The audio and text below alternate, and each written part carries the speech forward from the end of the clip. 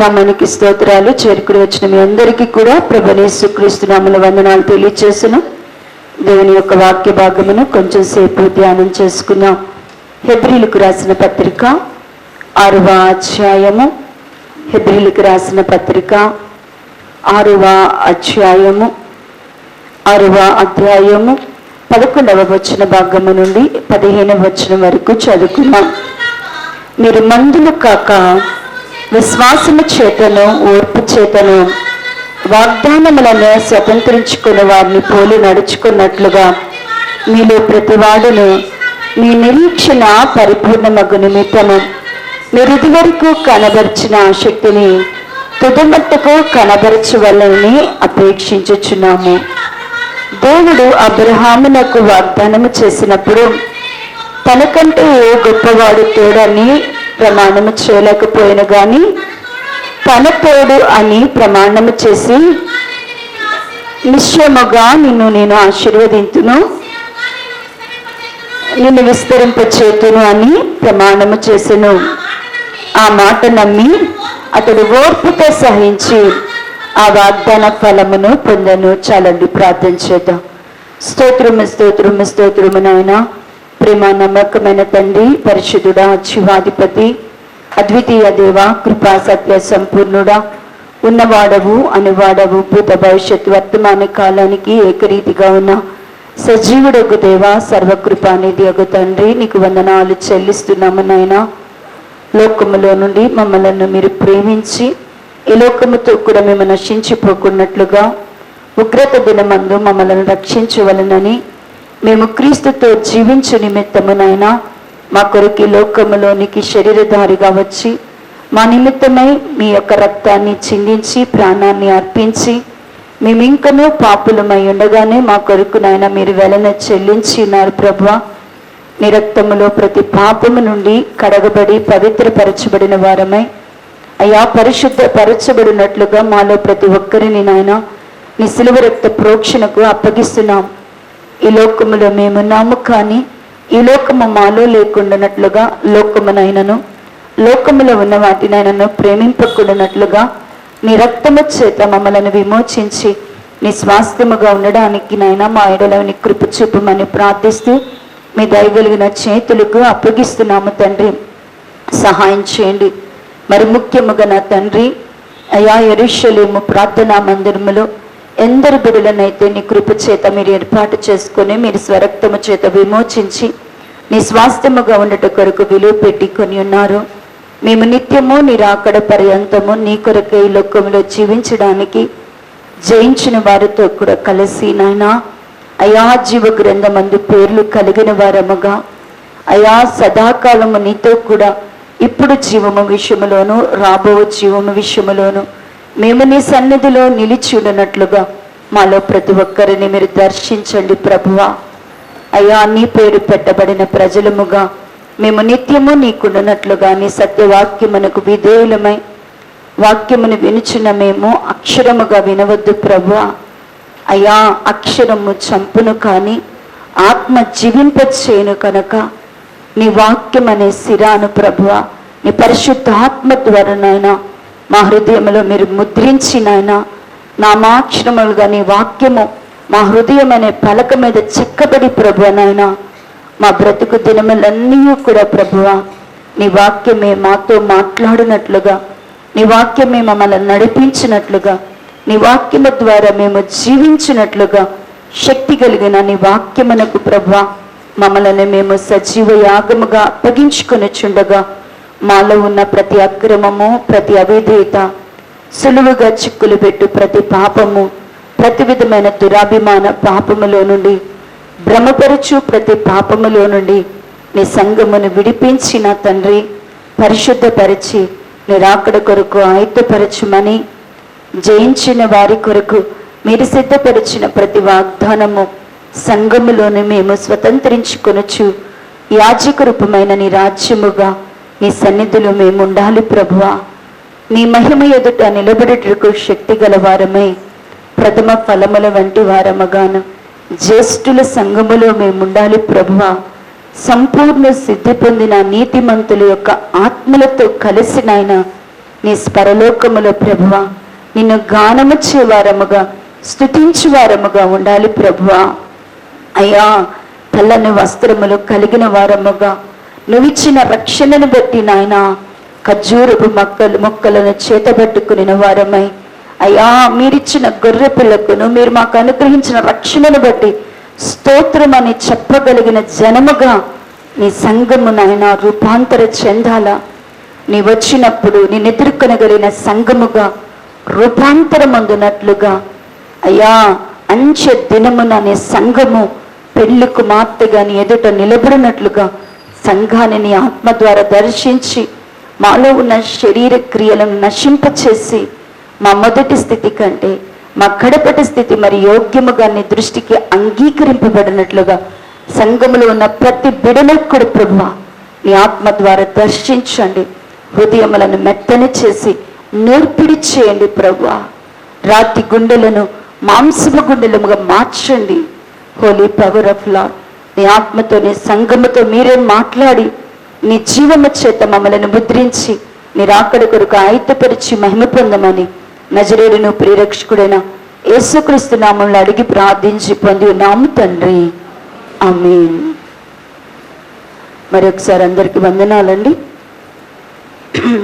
హెబ్రీయులకు రాసిన పత్రిక 6వ అధ్యాయము 11వ వచన భాగము నుండి 15వ వచనము వరకు చదువుకొని ఉన్నాం. ఇది అనేక మాసాలుగా దీని మీద మనం దేవుని యొక్క ఆత్మ మనతో మాట్లాడుతూనే ప్రకటించుతూనే వస్తున్నారు. ఈ హెబ్రీ పత్రిక 6వ అధ్యాయంలో ఈ యొక్క 11వ వచనము నుండి వ్రాయబడిన విషయం ఏంటి అంటే, ఇక్కడ వాగ్దానము ఫలములను అనుభవించిన వారి గురించిన సాక్ష్యం ఉన్నది. అంటే మన పితరులైనటువంటి వారు అబ్రహాము మొదలుకొని మరి దేవుని పిల్లలైనటువంటి వారు వాగ్దాన ఫలాలను అనుభవించారంట. దేవుడు వారికి చేసిన వాగ్దానాన్ని వారి జీవితాల్లో దాన్ని అనుభవించి అది వారు సాక్ష్యం ఇచ్చారు. అలాగే మనం కూడా వారిలాగా వాగ్దాన ఫలాలను అనుభవించాలని దేవుడు మనల్ని కూడా కోరుకుంటున్నాడు. వారికి ఇవ్వబడిన వాగ్దానాలు మన జీవితాలలో కూడా నెరవేర్చబడాల. అలాంటి వాగ్దానాలు మనం పొందుకోవాలా? మనకేమి ఇవ్వాలా? దేవుడి ముందు వాగ్దానం ఇవ్వాలా?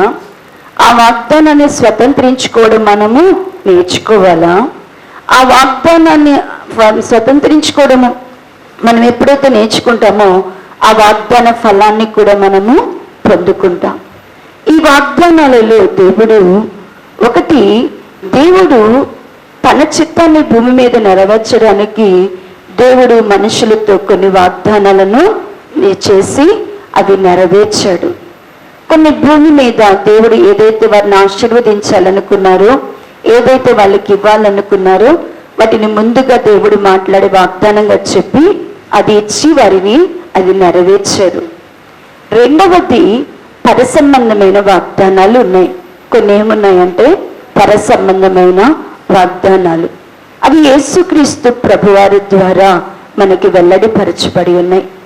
ఆ పరసంబంధమైన వాగ్దానాలను మనము యేసుక్రీస్తు ప్రభువారు చెప్పిన మాట చొప్పున యేసుక్రీస్తు ప్రభువారు దాన్ని స్వతంత్రించుకోవాలంటే ఏమి చేయాలో అది చెప్పినట్లుగా మనం చేసినట్లయితే మనము ఆయన రాజ్యముతో వచ్చినప్పుడు పరసంబంధమైన వాగ్దానాలు, పరలోక రాజ్యములో మనం ఉండేటువంటి వాగ్దానాలు మనకు అనుగ్రహింపబడి ఉన్నాయి. మూడవదిగా ఈ లోకముల ఆత్మీయ జీవితములో జయించాల. దేవుని బిడ్డలు ఏం చేయాలి అంటే కనుక జయ జీవితం అనేది దేవుని పిల్లలకు కావాలా.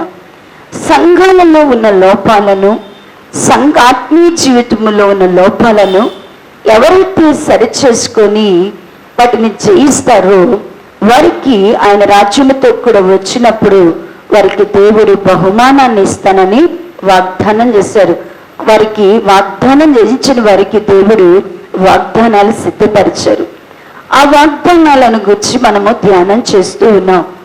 ఆ వాగ్దానాలన్నీ కూడా మరి 7 సంఘాలుగా 7 కాలాలను నిర్ణయించి ఆ 7 సంఘాలలో దేవుడు గమనిస్తూ చూస్తూ వారి యొక్క స్థితిగతులను గురించి మాట్లాడుతూ వారిలో ఉన్న లోపాలు చెప్పినప్పుడు ఎవరైతే ఆ లోపాలను సరిచేసుకొని జయిస్తారో వారికి దేవుడు వాగ్దానాలను సిద్ధపరిచారు. ఆ 7 సంఘాలలో 3 సంఘాలను గురించి మనము ధ్యానం చేసి ముగించి ఉన్నాం. ఆ 3 సంఘాలు ఏంటి అంటే కనుక, మొదటిది ఎఫెసీ సంఘము, రెండవది స్ఫుర్ణ సంఘము, మూడవది పెర్గమా సంఘము. ఈ 3 సంఘాలలో కూడా జయించిన వారికి దేవుడు రాబోయే రాజ్యములో ఇస్తానని ఏం చేశాడు అంటే కొన్ని వాగ్దానాలను ప్రమాణాలు చేశారు. ఎఫెసీ సంఘము ప్రేమ చల్లారిపోవడాన్ని, ప్రేమను దేవునిని ప్రేమించే విషయములోను మానవులను ప్రేమించే విషయములోను ఆ సంఘము కొదువుగా ఉండడాన్ని బట్టి దేవుడు ఆ సంఘాన్ని సరిచేసుకోమన్నాడు. సరిచేసుకుంటే ఆ సంఘానికి దేవుడు ఏమి అనుగ్రహిస్తానన్నాడు అంటే కనుక జీవ పరదేశులు ఉన్నటువంటి జీవవృక్ష ఫలాన్ని ఇస్తానన్నాడు. స్ఫుర్ణ సంఘములో ఏ విధమైన ఆత్మీయ లోపము లేదు, కానీ ఆ సంఘమును పరీక్షించడానికి సాతానుడు కోరుకున్నప్పుడు మరి దేవుడు సాతాను చేత శోధింపబడ్డానికి వారిలో కొందరిని అప్పగించారు. శోధనలో వారు క్రీస్తుని కలిగి వారు దేవుని ఇంట నమ్మకస్తులుగా ఉంటూ యథార్థముగా నీతి న్యాయములను అనుసరించే వారైనప్పటికీ వారి జీవితంలో శ్రమ అనేది వచ్చింది అంటే ఆ శ్రమ ఎవరు మన ఎదురు కోరుకున్నాడు అనుకోవాలంటే గనక సాతానుడే మనల్ని శోధించడానికి కోరుకున్నాడు. అలాంటి శోధనలో ఎవరైతే నమ్మకస్తులుగా దేవుని ఎడల ఉంటారో వారికి దేవుడు జీవ కిరీటాన్ని ఇస్తానని, వారికి 2వ మరణము వలన హాని కలగనేనని వాగ్దానం చేశాడు. 3వ సంఘమైనది పెర్గమా సంఘము. ఈ పెర్గమా సంఘము ఆత్మీయంగా ఉన్నతమైన ఏర్పాటులో ఉన్నప్పటికీ కూడా ఈ సంఘము దేవుని కొరకు ఈ సంఘములో హతసాక్షులైన ఉన్నారు. దేవుని అంటే వాళ్ళ ప్రాణం కంటే కూడా దేవుణ్ణి ఎక్కువగా ప్రేమించిన వారు, వారి యొక్క రక్తము కంటే వారి యొక్క మరణము కంటే కూడా వారు దేవుని కొరకు దేవుడిచ్చే జీవము గొప్పదని నమ్మిన వారు, దేవుని కొరకు రక్తాన్ని చిందించడానికైనా ప్రాణం పెట్టడానికైనా ఆ సంఘములో వారు సమర్పణ కలిగి ఉన్నారు. అంత ఉన్నతమైనటువంటి సమర్పణ కలిగినటువంటి సంఘమైనటువంటి పెర్గమలోనికి అపవాది యుక్తిగా మరి బిలాము బోధలను నికోలైతు బోధలను తీసుకొచ్చినప్పుడు సంఘము నికోలైతు బోధల ద్వారా బిలాము బోధల ద్వారా వారు పడిపోయి ఉన్నారు. వారు ఏం చేశారంటే దేవుని ప్రజలను దేవుని చిత్తానుసారమైన బోధ చేయకుండా మనుషులకు అనుకూలమైన బోధలు వారు చేయడాన్ని బట్టి వారు దేవుని ప్రజలు పాపములో పడిపోయేటట్లుగా వారికి అనుకూలమైన బోధలు దేవుని నామములో చేయడాన్ని బట్టి ఆ సంఘము పడిపోయింది. ఇప్పుడు ఎప్పుడైతే దేవుని వాక్యం చేత మరలా ఆ సంఘము వేయబడిన పునాది తప్ప మరి ఒక పునాదిని ఎవరు కూడా వేయకూడదు. దేవుడు పరిశుద్ధులకు అప్పగింపబడిన బోధ ఎన్నిసార్లు బోధ అనుగ్రహించాడంటేనంట, దేవుడు ఒక్కసారి పరిశుద్ధులకంట బోధిస్తాడంట. ఆ బోధ చెప్పున అంటే దేవుడు నీకు మొదట ఏం చెప్పాడో అది చేయడానికి నువ్వు మరలా సిద్ధపడి మారు మనసు పొందితే దేవుడు జయిస్తే గనక నీ యొక్క స్థితిని నువ్వు జయించగలిగితే దేవుడు వాగ్దానం చేస్తున్నాడు కదా, తెల్లని రాతిని ఇస్తాను. ఆ రాతి మీద ఒక అన్నాడు కదా, మొదట చెప్తున్నాడు కదా, నేను మీకు మన్నాను భుజించుటకు మడుగై ఉన్న మన్నాన్ని ఇస్తానన్నాడు. ఆ తర్వాత తెల్లని రాతిని ఇస్తారు, ఎవరికి తెలియనటువంటి ఒక కొత్త పేరు దాని మీద ఉంటది అన్నాడు. ఆ క్రొత్త పేరు ఎవరెవరికి పెడతారో కూడా మనము ధ్యానం చేస్తున్నాం. ఈ రోజున 4వ సంఘంలోనికి వెళ్దాం. చూడండి ప్రియులారా, ప్రకటన గ్రంథము 2వ అధ్యాయము 18వ వచ్చిన భాగము నుంచి చదివితే, తుయతైరలో ఉన్న సంఘపు దూతకు ఇలాగూ రాయుము, అగ్ని జ్వాలల వంటి కన్నులను అపరంచుని పోలిన పాదములు గల దేవుని కుమారుడు చెప్పు సంగతులేమనగా, నీ క్రియలను, నీ ప్రేమను, నీ విశ్వాసమును, నీ పరిచర్యను, నీ సహనమును నేను ఎరుగుదును. నీ మొదటి క్రియల కన్నా నీ కడపటి క్రియలు మరి ఎక్కువైన నీ ఎరుగుదును. అయినను నీ మీద తప్పు ఒకటి నేను మోపవలసినది. ఏమనగా, తాను ప్రవక్తనని చెప్పుకొనుచున్న యెజబెలు స్త్రీ నిన్ను ఉండనిచ్చుచున్నావు. జారత్వము చేయుటకు, విగ్రహముకు బలి ఇచ్చిన వాటిని తినుటకు అది నా దాసులకు బోధించచ్చు వారిని మోసపరచుచున్నది. మారు మనసు పొందుటకు నేను దానికి సమయం ఇచ్చితిని గాని అది తన జారత్వమును విడిచిపెట్టి మారు మనసు పొందనలదు. ఇదిగో నేను దానిని మంచము పట్టించి దానితో కూడా వ్యభిచరించువారు దాని క్రియల విషయమై మారు మనసు పొందితేనే గాని వారిని బహుశ్రమ పాలు చేతును. దాని పిల్లలను నిశ్చయముగా చంపెదను.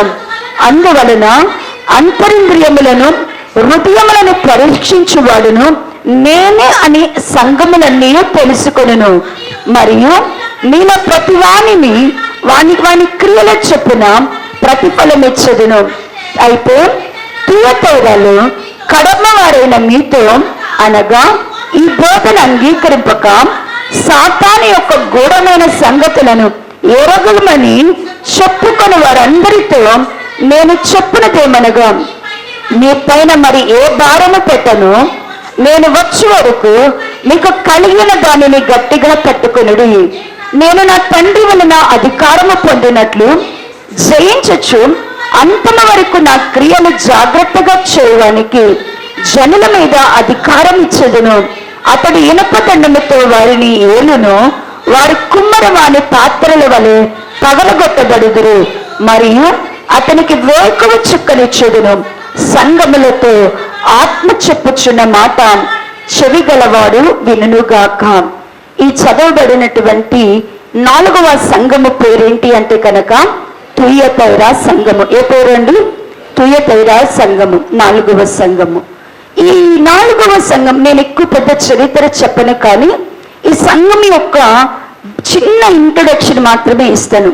ఇది ఎవరి వలన స్థాపించబడింది? ఈ సంఘము, ఈ థియతైరా అనే సంఘము ఎవరి వలన ఎలాగున స్థాపించబడి ఉన్నది అంటే, దీనికి చరిత్రకారులైనటువంటి వారు చెప్పేటువంటి విషయం ఏంటి అంటే కనుక, అపోస్తలుడైనటువంటి పౌలు గారు ఒకసారి ఆయన ఏథెన్సు పట్టణంలో సువార్త ప్రకటిస్తూ ఉన్నప్పుడు అక్కడ మరి థియతైరా పట్టణస్థురాలు ఒక ఉంది. ఆమె పేరేంటి?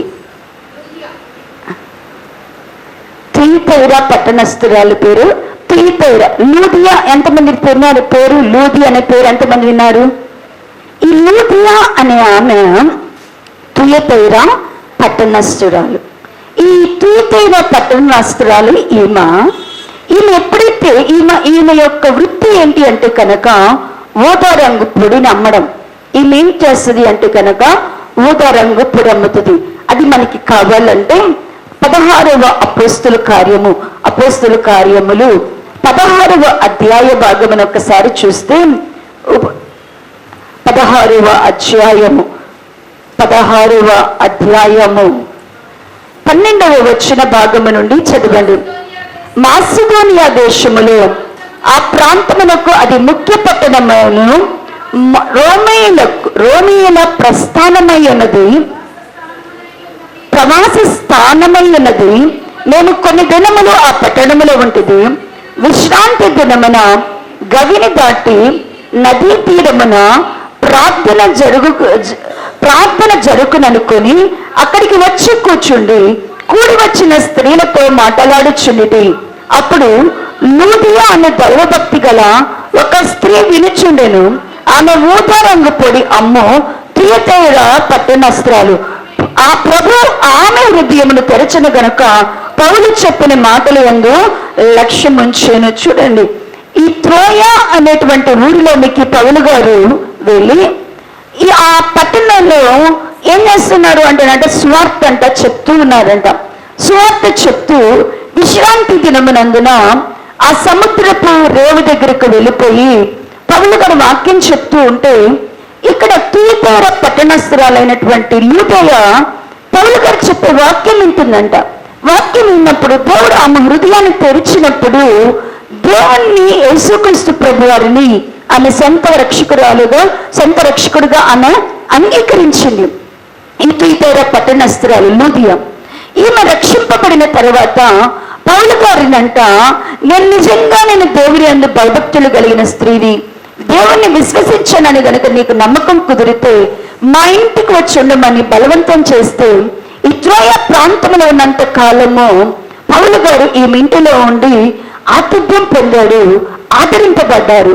అక్కడ పరిచయంలో ఈమె తమ ఇంటి వారందరూ కూడా సహకరించి నమ్మి బాప్తిస్మం పొందారు.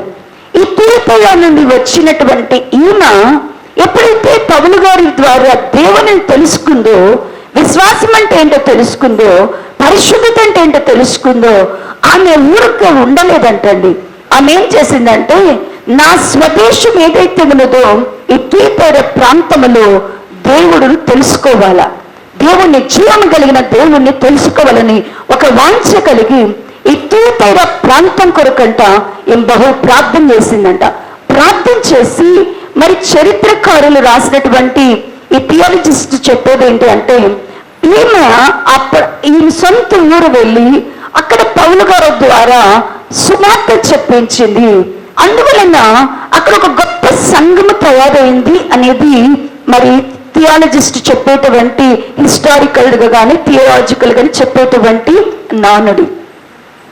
అయితే ప్రియులారా, ఈ తూతేర అనేటువంటిది చాలా చిన్న ప్రాంతం అంట, చాలా చిన్న ప్రాంతము.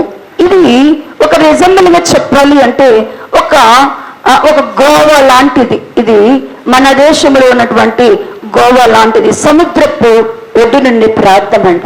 ఈ ప్రాంతము, ఈ తూతేర ప్రాంతంలో ఏంటి అంటే కనుక ఇది 2 విషయాల్లో బాగా ఫేమస్ అంట. ఏంటి అంటే కనుక ఇక్కడ ఎక్కువగా మరి 2 దొరుకుతాయంట. ఒకటి ఏంటంటే కనుక మంచి వైట్ క్లాత్, మంచి వస్త్ర పరిశ్రమ ఎక్కువగా ఉన్న ప్రాంతము ఈ తూతేర. రెండవదిగా ఇక్కడ బాగా డైయింగ్ పౌడర్ అనేది ఇక్కడ దొరికిద్దంట. డైయింగ్ పౌడరు అంటే గనక ఇప్పుడు మన బట్టలకు వేసేటువంటి రంగులు ఏదైతే ఉన్నాయో అవి తయారు చేయడము అనేది ఈ తూతేర ప్రాంతము ఫేమస్ అంట. అందుకని ఈ తూతేర పట్టణం నుంచి ఈమెం తీసుకొచ్చి అమ్మేది అంటే గనక ఊదా రంగు పొడి దేనికి వాడతారంటే, బాగా గొప్ప వాళ్ళు మరి ఊదా రంగు బట్టలు వాళ్ళు ఏం చేసుకున్నారు, సన్నపు నార ఊదా రంగు వస్త్రాలు. అంటే ఇంకొక రకం చెప్పాలంటే దానికి ఊదా రంగు అంటే కుంకుమ పొడి రంగు. కుంకుమ పొడి రంగుని ఏమంటారంటే గనక కాషాయము కుంకుమ కలిపిన రంగుని ఏమంటారంటే ఊదా రంగు అంటారంట. ఈ పొడి బట్టలు వేసుకుంటే, ఈ రంగు బట్టలు వేసుకుంటే గొప్ప ధనవంతులు అని పేరు ఉంటుందంట. ఈ బట్టలు ఎవరైనా వేసుకున్నారు అంటే ఆ ప్రాంతంలో వాళ్ళు రిచ్ పీపుల్ అని.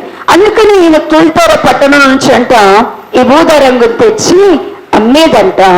ఆ పట్టణస్తురాలు, ఆ వ్యాపారస్తురాలు యేసు ప్రభుని తన ఇంటి వారు తెలుసుకున్న తర్వాత ఆమె వ్యాపారాన్ని శైలిని విడిచిపెట్టి ఆమె ఏమి నేర్చుకుంది అంటే కనుక యేసు ప్రభు వారికి సాక్షిగా ఉండాలని, యేసు ప్రభు వారిని గూర్చి అనేకులు తెలుసుకునేటట్లు చేయాలనుకుని ఆమె సొంత ఊరు ఏదైతే ఉందో, ఆమె సొంత ప్రాంతం ఏదైతే ఉందో అక్కడ సువార్త ద్వారాలు తెరవబడినట్లుగా ప్రార్థించి అక్కడ చెప్పించిందంట. అక్కడ ఆ ప్రాంతం చిన్నదైనా సంఘం మాత్రం గట్టిదంట. ముందు సంఘం మాత్రం ఎలాంటి సంఘాన్ని దేవుడు అక్కడ ఇచ్చారు అంటేనంట చాలా బలమైన సంఘం అక్కడ తయారయ్యిందంట. అందుకని చూడండి ప్రియులారా, ఈ తూతేర ప్రారంభం నుంచి దేవుడు ఈ సంఘంలో ఎన్ని పాజిటివ్గా, ఎన్ని మంచి విషయాలను గురించి దేవుడు మాట్లాడుతున్నాడు చూస్తే చూడండి. ఈ యొక్క ప్రకటన గ్రంథము 2వ అధ్యాయము 19వ భాగముని చదివితే 19వ భాగం 2వ అధ్యాయము 19వ భాగం ఏమంటున్నాడు? నీ క్రియలను, నీ ప్రేమను, నీ విశ్వాసమును, నీ పరిచర్యను, నీ సహనమును నేను ఎరుగుదును. నీ మొదటి క్రియల కన్నా నీ కడపటి క్రియలు మరి ఎక్కువైనని ఎరుగుదును అంటున్నాడు. ఏమి సాక్ష్యం ఇస్తున్నాడు దేవుడు? ఈ సంఘములో ఏమేమి సరిగ్గా ఉన్నాయని చెప్తున్నాడు. ఎట్లా ఉందంటే ఈ సంఘము ఏమేమి ఎలా కలిగి ఉందంటున్నాడు. నీ క్రియలు ఏం బాగున్నాయంట, ఈ సంఘంలో ఏం బాగున్నాయంట? క్రియలు బాగున్నాయంట, ప్రేమ బాగుందంట, విశ్వాసం బాగుందంట, పరిచర్య బాగుందంట, అన్నాడు కదా, సహవాసం బాగుందంట. మొదటి క్రియల కన్నా కూడా వారి కడమటి క్రియలు ఎట్లున్నాయంట? మొదటి కన్నా కూడా ఇప్పుడు ఎట్టున్నారంట? వచ్చే కొన్ని చూసే కొన్ని ఎట్టున్నారంట? చాలా మరి ఎక్కువగా కనబడుతున్నాయి అంట. అంటే ఇట్లా ఉంటే ఈ సంఘాన్ని ఏమైనా వంక పెట్టగలవా అన్నాడు. మాట బాగుంది, క్రియ బాగుంది, విశ్వాసం బాగుంది, ప్రేమ బాగుంది, పరిచర్య బాగుంది, సహనం బాగుంది, సహవాసం బాగుంది, అన్ని బాగున్నాయి. అసలు నీ మొదటి క్రియల కన్నా కూడా నీ కడపటి క్రియలు ఎలా ఉన్నాయి? మరి యోగ్యముగా మరి ఎక్కువగా కనబడుతున్నాయి అంటున్నాడు. కానీ ఈ సంఘము ఇలాగున్న అంటే పరిపూర్ణత ధరించుకున్న ఈ సంఘంలోనికి, పరిపూర్ణత ధరించిన ఇప్పుడు ఈ సంఘము ఏ స్థితిలోకి వచ్చిందంటే పరిపూర్ణమైన సంఘముగా ఉన్నది. పరిపూర్ణమైన ఈ సంఘములోనికంట ఒక్క తప్పు ప్రవేశించిందంట. ఒక్క తప్పు వచ్చిందంట. ఏ తప్పు వచ్చింది అంటేనంట, అంటాడు కదా, నీ మీద నేను ఒక తప్పు మోపవలసినది. ఏంటి ఆ తప్పు అంటేనంట, ప్రవక్తిని అని చెప్పుకుని యజబేలును నీవు సంఘములో ఉండనిస్తున్నావు. ఈ సంఘము అన్ని విషయాలు పరిపూర్ణమైన సంఘముగా ఉన్న ఈ సంఘము ఎక్కడ పడిపోయింది అంటేనంట, ప్రవక్తిని అని చెప్పుకునేటువంటి యజబేలును తెచ్చుకొని తమ సంఘములో పెట్టుకుందంట. యజబేలు అని ప్రవక్తని నువ్వు ఉంచుకున్నావు కాబట్టి, నువ్వు తెచ్చిపెట్టుకున్నావు కాబట్టి, ఆ యజబేలు అనే ప్రవక్తి ఈ సంఘంలోకి వచ్చిన తర్వాత ఆ ప్రవక్తలని చెప్పుకునే ఆమె ఏం చేసింది అంటేనంట, వారికి జారత్వం చేయడం నేర్పించిందంట. సంఘంలో ఏమి నేర్పించిందంట? పరిశుద్ధమైన సంఘాన్ని ఎలా మార్చిందంటేనంట, జారత్వం చేయడం నేర్పించింది. విగ్రహములకు బలి ఇచ్చిన వాటిని తినడం నేర్పించిందంట. ఏం నేర్పించిందంట? రెండు నేర్పించేసిందంట. పరిపూర్ణమైన సంఘంలోనికి ఏమొచ్చేసిందంట? జానత్వం వచ్చేసింది. విగ్రహములకు బలి ఇచ్చిన వాటిని నేర్పించింది. ఎప్పుడైతే ఇది దేవుడు చూచాడో సంఘముతో మాట్లాడుతున్నాడు. నీవు ఆ యెజబేలు ప్రవక్తికి దేవుడు వార్నించాడంట. ఏమనంటే గనక మారు మనసు పొందు అని. కానీ అది మారు మనసు పొందడానికి ఏం చేయలేదంట? ఇష్టపడలేదంట. మారు మనసు పొందడానికి ఇష్టపడినప్పుడు నిన్ను, నీ పిల్లల్ని ఇద్దరిని కూడా ఏం చేస్తానంటే మంచం పట్టిస్తా. దేవుడు ఎక్కడెక్కిస్తానంటున్నాడు? మంచం ఎక్కిస్తాను. నిన్ను, నువ్వు కన్న పిల్లలను, నేను అన్నాడు కదా, దానికి పుట్టిన పిల్లలను నేను చంపేస్తాను అంటున్నాడు. అంటూ అక్కడున్న సంఘంతో మాట్లాడుతున్నాడు.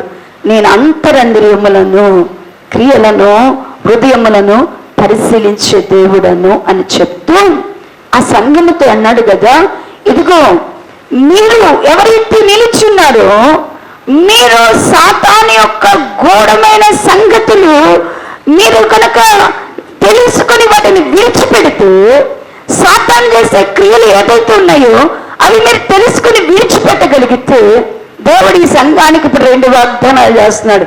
ఏంటి అంటే కనుక, ఒకటి, నేను జయించి నా తండ్రి వలన ఎలా అధికారాన్ని పొందానో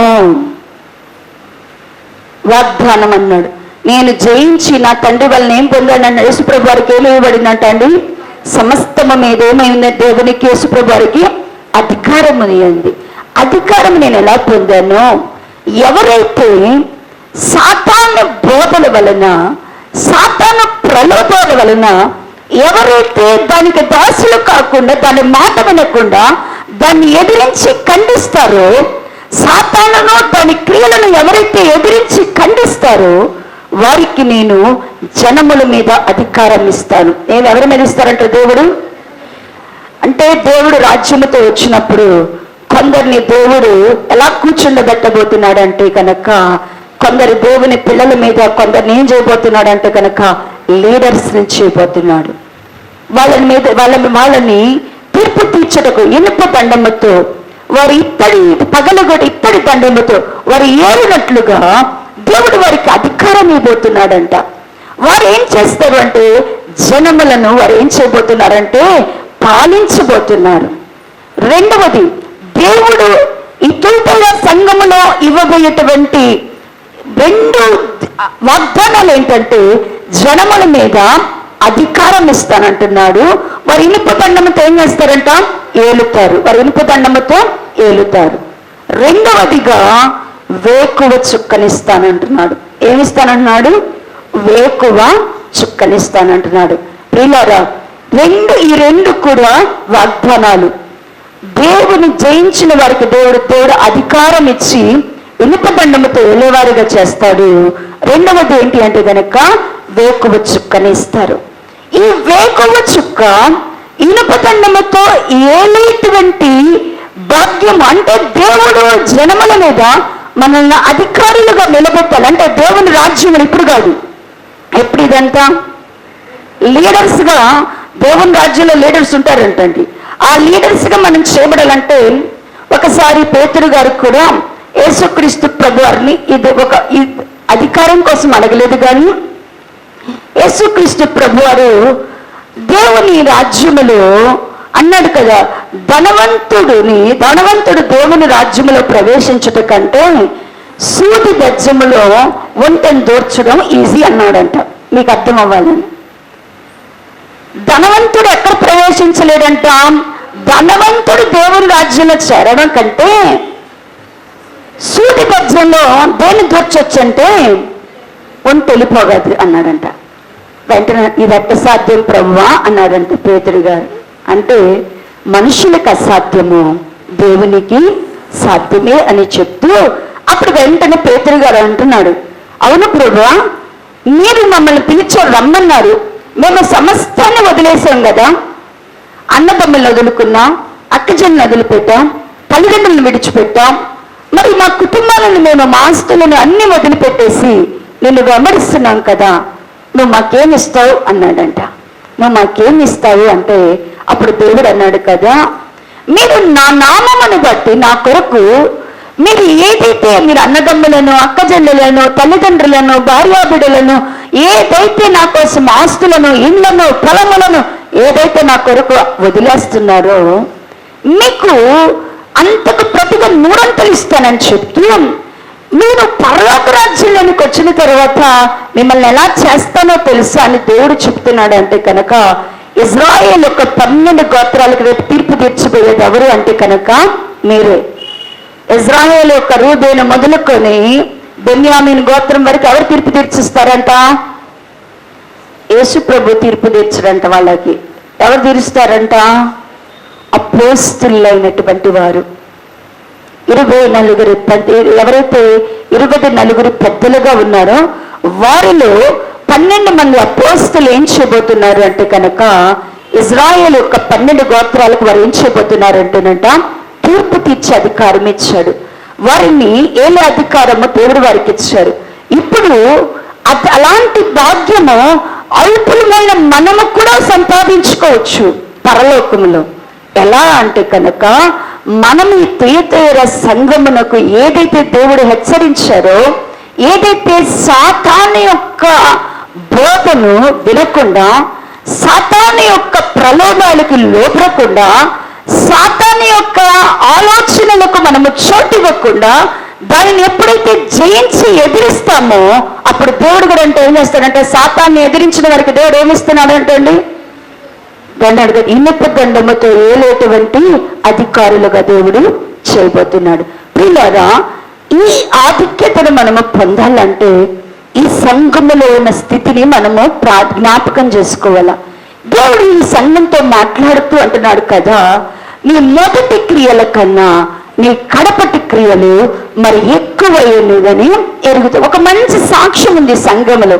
ఏంటి అంటే కనుక మొదటి క్రియల కన్నా కూడా వీళ్ళ యొక్క కడమటి క్రియలు ఎలా ఉన్నాయంట, మరి ఎక్కువగా ఉన్నాయంట. దేవుని పిల్లలమైనటువంటి మనము మన మొదటి స్థితి కంటే కూడా మనము కూడా ఇక్కడ పరీక్షించుకోవాలా. అందరూ ఎప్పుడు దేని గురించి గొప్పలు చెప్పుకుంటారు? దేని గురించి ఎప్పుడు గొప్ప చెప్తాం?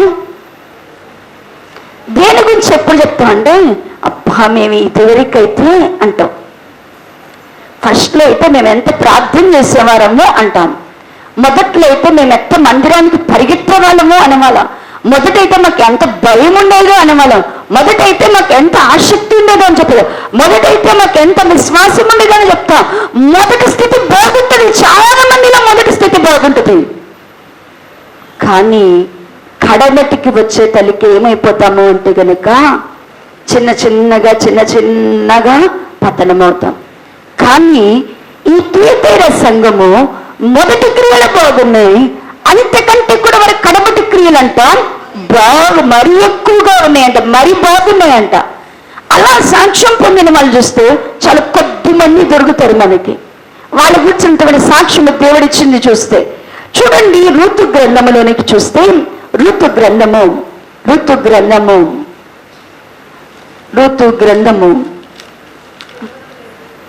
221 పేజీ 221 పేజీ 3వ అధ్యాయము 10వ వచన భాగము నుండి చదివితే తీసారమ్మా. ఋతు గ్రంథము 3వ అధ్యాయము 221 పేజీ 3వ అధ్యాయము 10వ వచన భాగము నుండి చదివితే, అతడు నా కుమారి యెహోవా చేత నీవు దీవెన నొందిన దానవు, కొద్దివారినే గాని గొప్పవారినే గాని యవనస్తులను వెంబడింపక ఉండటం వలన నీ మునుపటి సత్ప్రవర్తన కంటే వెనకటి సత్ప్రవర్తన మరి ఎక్కువైనది. కాబట్టి నా కుమారి భయపడకుము, నీవు చెప్పినదంతే నీకు చేసేదను, నీ యోగ్యురాలువని నా జనులందరూను ఎరుగుదురు. చాలండి. ఈ అధ్యాయ భాగంలో రూతును గురించి బోయాజు గారు సాక్ష్యం ఇస్తున్నారు. ఎవరి గురించి సాక్ష్యం ఇస్తున్నారు? ఎవరి గురించి చెప్తున్నారు? రూతును గురించి సాక్ష్యం ఇస్తున్నారు. ఎవరు సాక్ష్యం ఇస్తున్నారంటే బోయాజు గారు సాక్ష్యం ఇస్తున్నారు. ఈ రూతు ఎవరు అంటే, జననమును బట్టి పుట్టుకను బట్టి ఈమె ఎవరు అంటే కనుక ఈమె ఒక మోయాబీరాలు. ఈమె ఎవరంటే అండి మోయాబీరాలు, అన్యురాలు. అయితే ఈమె మోయాబు దేశములో ఈమెను గూర్చినటువంటి చరిత్ర ఏం చెప్తుందంటే, ఈమె మోయాబు దేశములో అన్య ప్రవక్తిగా ఉందంట. అన్య దేవత కంటేమా ఒక ప్రవక్తిగా పిలువబడేదంట. ఈమె అన్య దేవతల యొక్క మందిరములో ఈమె ఒక ప్రవక్తిగా ఉండేదంట. అయితే ఎప్పుడైతే ఈ యొక్క ప్రాంతంలోనికి బెత్లెహేము, ఇజ్రాయేల్ దేశమేమో బెత్లెహేము, మోయాబు దేశము అన్య దేశము. బెత్లెహేములో అంటే యూదా దేశములో కరువు వచ్చినప్పుడు, ఆ పూరిలో ఆహారము కొదువైనప్పుడు ఒక కుటుంబము మోయాబు దేశానికి మైగ్రేట్ అయ్యారంట. వాళ్ళు ఆహారం కొదువుగా బెత్లెహేములో ఉండడాన్ని బట్టి ఇంకెక్కడికైనా పోయి బ్రతుకుదాం అనుకోనంట వీరు వలసి వెళ్ళారంట. ఏ దేశానికి వెళ్ళారు అంటే మోయాబు దేశానికి. ఈ బెత్లెహేములో ఉన్నటువంటి యూదా కుటుంబం ఏంటి అంటే కనుక మరి వీళ్ళకి నలుగురు ఉన్నారంట. ఎవరు అంటే కనుక ఎలిమెలెకు అని ఆయన ఉన్నాడు, ఆయన భార్య నయోమి, వాళ్ళకి 2 యవన కుమారులు ఉన్నారు, కిల్యోను మహలోను. వీళ్ళిద్దరు కూడా మొత్తము కూడా కిల్యోను మహలోను అనేటువంటి వారు యవన కుమారులు. ఈ బెత్లెహేములో ఆహారము కొదువైనప్పుడు ఈ కుటుంబం అంతా కూడా ఎలిమెలెకులు ఏం చేశాడంటే కనుక తన భార్య అయిన నయోమిని తీసుకొని మోయాబు దేశానికి వెళ్ళారు. ఆ దేశానికి వెళ్ళిన తర్వాత అక్కడ పని చేసుకుంటూ ఉండగా కొడుకులు ఇద్దరికి కూడా వివాహ పీడికి వస్తే, ఇక బెత్లెహేములో ఎందుకులే పెళ్లి చేయడము, బెత్లెహేములో ఉన్నటువంటి ఆడపిల్లలు ఎందుకులే అనుకున్నారో ఏమో, మోయాబీ రాండ్రులైనటువంటి కన్యకలను ఇచ్చి ఇద్దరికి పెళ్లి చేశారు. పెద్ద కొడుకుకేమో ఓర్ఫానిచ్చి పెళ్లి చేశాడు, రెండవ కొడుకునేమో మోయాబీరాలైనటువంటి రూతునిచ్చి పెళ్లి చేశారు. ఇద్దరు కొడుకులకు కూడా ఆ మోయాబీరాండునే పెళ్లి చేశారు. వాళ్ళు అక్కడ బాగా బతుకుదాం, మరి అక్కడ సంపాదించుకుందాం, పెళ్లిళ్ళు చేసుకుందాం, మంచిగా ఉన్నాం అనుకున్న సమయంలో మరి ఏం జరిగిందో తెలియదు. కానీ అనుకోకుండా నయోమి భర్త అయినటువంటి మరి ఎలిమెలకు మరి కిలోను మహలోను ఇద్దరు కూడా ఏమైపోయారంటే చనిపోయారు. అత్త ఇద్దరు కోడళ్ళు కూడా విధవరాండ్రు అయిపోయారు. అత్త ఇద్దరు కోడళ్ళు విధవరాండ్లు. ఈ విధవరాండ్లైన ఇద్దరు కోడళ్లకు పిల్లలు లేరు. ఆ సమయంలో అత్త ఆలోచించిందంట నయోమి, ఏంటి అంటే కనుక ఇద్దరు కోడళ్లతో నేను ఎలా ఉండాలి అనేది. రెండవది, ఆమెకి బెత్లెహేం నుంచి ఒక సమాచారం వార్త వచ్చింది. ఏంటి అంటే కనుక దేవుడు బెత్లెహేమును దర్శించాడు. దేవుడు దర్శించాడు బెత్లెహేమును.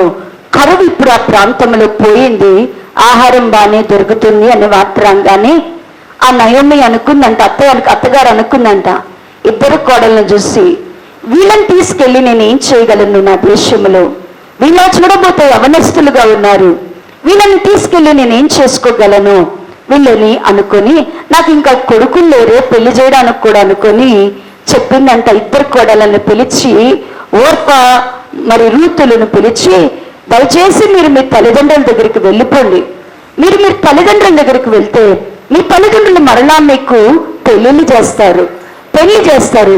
మీరు కాపురాలు చేసుకోమన్నప్పుడు ఫస్ట్ ఇద్దరు మేము వెళ్ళము అన్నారు. కానీ మరి నయోమి బలవంతం చేసిందంట, నేను మీకోసం పిల్లలను కూడా కనలేను, మీరు వెళ్ళండి అని బతిమిలాడినప్పుడు ఓర్ఫా పెద్ద కోడలంట ఏడ్చి ముద్దు పెట్టుకొని ఆమె పుట్టింటికి వెళ్ళిపోయిందంట. కానీ రూతు మాత్రము వెళ్ళలేదంట. వెళ్ళకుండా ఆమె అంటుందంట, నువ్వు దయచేసి నన్ను మాత్రము పుట్టింటికి వెళ్ళమని చెప్పొద్దు, నేను మాత్రము వెళ్ళను, నువ్వు ఎక్కడుంటే నేను అక్కడే ఉంటాను, నువ్వు ఎక్కడ చచ్చిపోతావో నేను అక్కడే చచ్చిపోతాను, నువ్వు ఎక్కడ పాతి పెడతావు నన్ను అక్కడ, నీ దేవుడు నా దేవుడు, నీ జనమే నా జనము, కానీ నువ్వు నన్ను వేరు చేయొద్దు అని చెప్పింది. అంటే ప్రియులారా, రూతు ఈ ఎలిమెలకి ఇంటిలోకి వచ్చిన తర్వాత నయోమి ద్వారా తన భర్త ద్వారా కానీ మొత్తానికి మాత్రము సత్యవంతుడొక దేవుణ్ణి తెలుసుకుంది. ఆమె ఎవరిని తెలుసుకోగలిగిందంట?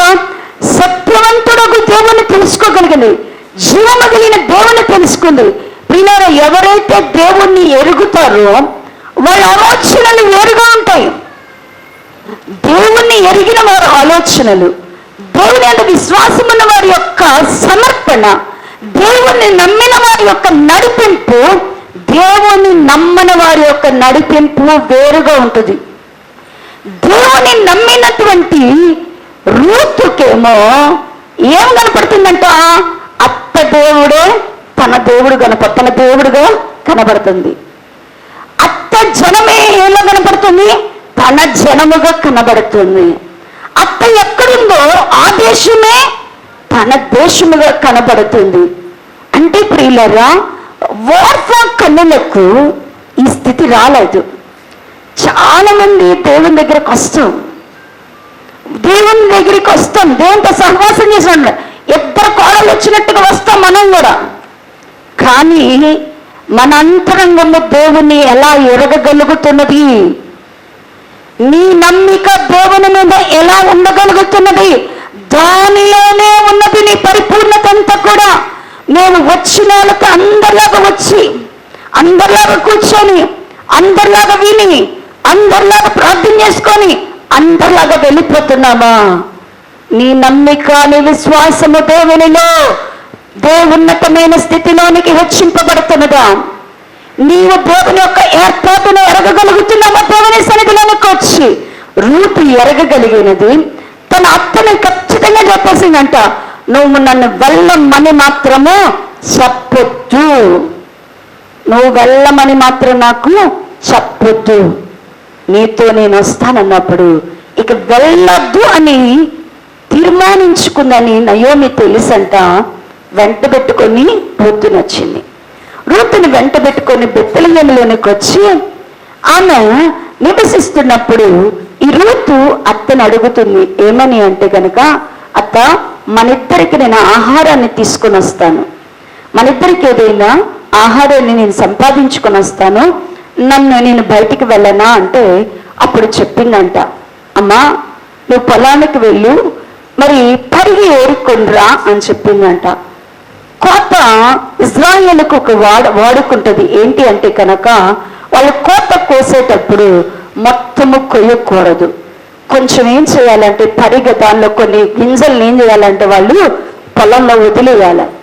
ఎందుకు వదిలేయాలంటే ఆ దేశంలో పేదలైనటువంటి వారు, ఆ దేశంలో బీదలైనటువంటి వారు ఆ పరిగెను తీసుకుని వెళ్ళి ఏం చేస్తారంటే కనుక తింటారు. ఆకాశ పక్షులు వాటిని ఆహారంగా తింటాయని వదిలేయమని చెప్తారు. అందుకోసమని ఇజ్రాయేల్ ఏం చేస్తారంటే కొంత పరిగెను వదిలేస్తారు. ఆ పరిగె వేరుకోవడానికి వెళ్తూ ఉన్నప్పుడు ఈ ఊతును గుచ్చినటువంటి సాక్ష్యము అందరి నోట వినబడుతుందంట. ఈమె మన దేవుని తెలుసుకుందంట, మనమే ఆమె జన్మను ఒప్పుకుందంట, అత్తతోనే బ్రతుకుతాను, అత్తతోనే ఉంటాను అనుకుందంట అని సాక్ష్యం ఇస్తుంటే, ఆమె తన తోటి పనివారితో కూడా కలిసి నమ్మకంగా వాళ్ళు ఎలా చెప్తే అలా చేస్తుందంట. చేస్తా ఉంటే ఈమె వెళ్ళిన పొలము ఈ నయోమి బంధువులైనటువంటి బోయాజు పొలం అంట. ఆ బోయాజు పొలంలోనికి వెళ్ళినప్పుడు ఆ బోయాజు చూస్తున్నాడంట, ఎవరో ఈ అమ్మాయి కొత్తగా కనబడుతుంది అంటే, అప్పుడంట ఆ పొలంలో పనిచేసే వారందరూ కూడా రూతును గురించి సాక్ష్యం ఇచ్చారంట.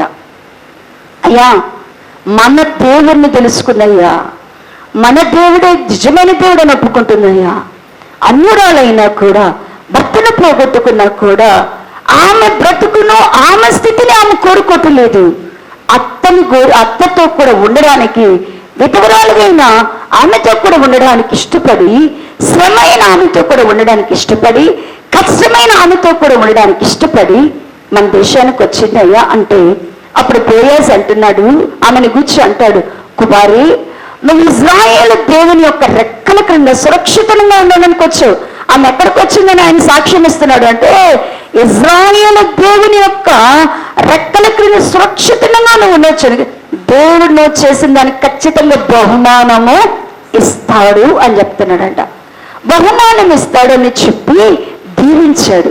ఆ తర్వాత అన్నాడు, అమ్మా నేను నీ బంధువును, నువ్వు అందరి పొలాల్లోనికి వెళ్ళబాక, ఇది మన పొలమే, ఇక్కడే నువ్వు పని చేసుకో, ఇక్కడే నువ్వు ధాన్యాన్ని సమకూర్చుకొని తీసుకెళ్ళమన్నప్పుడు బోయాజు చెప్పిన మాట ప్రకారము ఆమె ధాన్యం తీసుకొని తన ఇంటికి వెళ్ళినప్పుడు, అత్త ఎక్కడ పని చేసావు, ఏం చేసావంటే ఇలా జరిగినదంతా చెప్పినప్పుడు, మన బంధువేనమ్మా, నువ్వు ఆయన దగ్గరికి అడుగు, అంతేకాదు నేను ఎప్పుడైతే బెత్లెహేమును విడిచిపెట్టేటప్పుడు మనకి కొంత ఆస్తుంది, పొలము ఇల్లు ఉంది, అది మనకి ఇప్పుడు మనం లేవు కాబట్టి వేరే మొక్కలు దాన్ని స్వాధ్యతం చేసుకున్నారు, అది మనకి రావాలి అంటే కనుక విడిపించాల.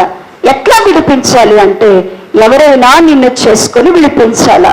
అంటే నీకు అది రావాలి అంటే కనుక ఇజ్రాయేలులో మన బంధువులు ఎవరైనా వరుస అయినటువంటి వారు, నాకు కుమారుడు అయినటువంటి వాడు నేను చేసుకోవాలా.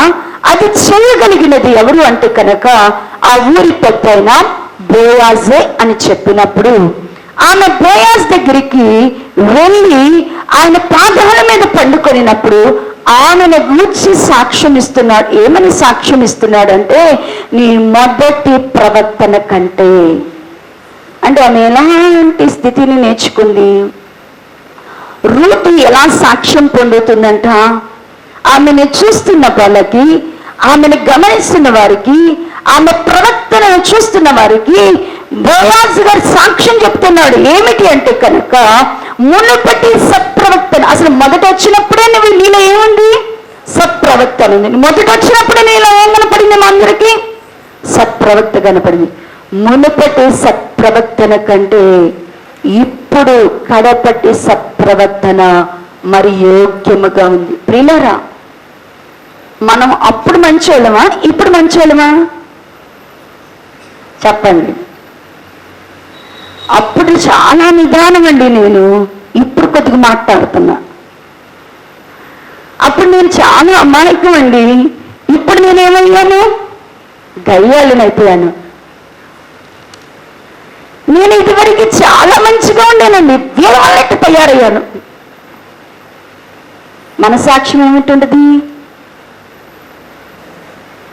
నీవు మొదటి స్థితి కన్నా నీ కడపటి క్రియలు, మొదటి క్రియల కన్నా కడపటి క్రియలు, మునుపటి సత్ప్రవర్తన కన్నా, నువ్వు మునుపు మంచిదానివే, ఇప్పుడేమైంది నీకు? ఇప్పుడేమైంది? మునుపు నీతిమంతుడు, ఇప్పుడేమైంది నీకు? మునుపు యథార్థవంతుడు, ఇప్పుడేమైంది నీకు? మునుపు దేవునికి భయపడేవాడు, ఇప్పుడు ఏమైంది నీకు? మునుపు ప్రార్థన చేసేదాన్ని, ఇప్పుడు ఏమైంది నీకు? మునుపు వాక్యానికి లోపడేదానివి, ఇప్పుడు ఏమైంది నీకు? ఇప్పుడేమైంది? అప్పుడు చూసి ఇప్పుడు మాట్లాడు దేవుడు. బాగా గుర్తుపెట్టుకోండి, అప్పుడు చూసి దేవుడు ఇప్పుడు మాట్లాడు. అప్పుడు జ్ఞాపకం చేసుకుంటాడు. ఇప్పుడు స్థితిని బట్టి నీకేం చేస్తాడు అంటేనట, దేవుడు నీవేంటి అనేది చెప్పేస్తాడు. దేవుడు తన రాజ్యముతో కూడా వస్తే ఇప్పుడున్న స్థితిని బట్టి చూస్తాడు, కానీ అప్పటి స్థితిని మాత్రం దేవుడు జ్ఞాపకం చేసుకుంటాడంతే. దానిని బట్టి అయ్యా నేను అప్పుడు ప్రార్థన చేసేదాన్ని, అయ్యా ఇప్పుడు పని వల్ల చేయట్లేకపోతున్నాను అన్నాం అనుకో, అవునమ్మా అందుకని రా పక్కకు రాగా మా ద్వారం తీసాను అంటాడా? అయ్యా అప్పుడు నీకు ఎంతో భయపడి వణికేదాన్నయ్యా, చర్చి కంటే భయం అయ్యా, ఆదివారం 10 అయిందంటేనయ్యా అప్పుడయ్యా పరిగెత్తేదాన్నయ్యా, అప్పుడంటే భయం ఉందయ్యా, ఇప్పుడు బాగలేదయ్యా అంటే అవునమ్మా బాగలేదు, దా పెద్ద ద్వారం తీసాను రా అంటాడా దేవుడు? అయ్యా అప్పుడు నీ కోసం నేను పరిచయం చేసేదాన్నయ్యా, ఇప్పుడు నేను చెయ్యలేదనయ్యా, చేయలేకపోతున్నానయ్యా అంటే ఇప్పుడున్న స్థితిని చూసి అవునమ్మా నువ్వు చెప్పింది సత్యం అమ్మ, నువ్వు చేయలేకపోతున్నావు, రా నేను జ్ఞాపకం చేసుకుంటానంటాడా దేవుడు? కానే కాదు ప్రియులారా, దేవుడు తన ప్రజలను జ్ఞాపకం చేసుకునేటప్పుడు నేడున్న స్థితిని దేవుడు ఖచ్చితంగా తీసుకుంటాడు. అప్పుడు కూర్చి నువ్వెన్ని మాట్లాడలా అన్నాడు కదా, ఈ అదే రూతును కూర్చి అన్నాడు. రూతుకు దేవుడు న్యాయం చేయదలిచినప్పుడు, రూతు పక్షముగా దేవుడు కార్యం చేయదలిచినప్పుడు, రూతును దేవుడు వైవిధ్యము నుండి విడిపింపదలిచినప్పుడు, రూతు తనకు కలిగినటువంటి స్వాస్థ్యమును దేవుడు ఇవ్వదలిచినప్పుడు ఆమెను గురించిన ఒక సాక్ష్యం ఉంటుంది. నీ మునుపటి సత్ప్రవర్తన కంటేనో వెనకటి సత్ప్రవర్తన మరి యోగ్యముగా ఉన్నది. ప్రియులారా, నేడు ఎలా ఉన్నావు నువ్వు? నేడును ప్రభు చూస్తున్నాడు, నేడు నీ స్థితిని దేవుడు చూస్తున్నాడు. అందుకని అంటాడు కదా, ఇదే మిక్కిలి అనుకూల సమయము, నేడే రక్షణ దినం అంట. ఈ రోజుల్లో ఎలా ఉన్నావు దేవుని సన్నిధిలో? దేవుని బిడ్డగా నువ్వు ఏమని చెప్తావు నీ గురించి? అయ్యా ఇదిగో నా ప్రార్థన, ఇదిగో నా పరిచర్య, ఇదిగో నా సహనము, ఇదిగో నా విశ్వాసము అని చెప్పడానికి ఏమైనా ఉందా? జ్ఞాపకం చేసుకోవాలా. దేవుడు యోబు గారిని గురించి చెప్పేటప్పుడు కూడా చూడండి ప్రియులారా, యోబు గారిని గురించి చెప్పేటప్పుడు యోబు గ్రంథము 41వ అధ్యాయము, యోబు గ్రంథము 42వ అధ్యాయం, క్షమించమ్మా, యోబు గ్రంథము 42వ అధ్యాయం 451వ పేజీ, 451వ పేజీ 7వ వచన భాగము నుండి చదివితే